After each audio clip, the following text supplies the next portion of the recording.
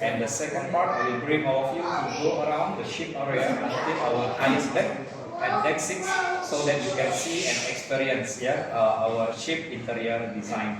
This tour will be about 45 minutes.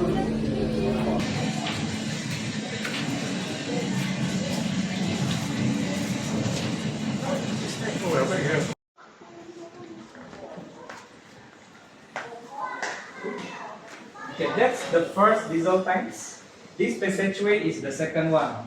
So original design, both sides here is a wall and this is a tank. And this is from the government of Singapore, as the oldest ship that ever owned by a Singaporean. So even though they rejected our owner 7 times, but they still give these certificates.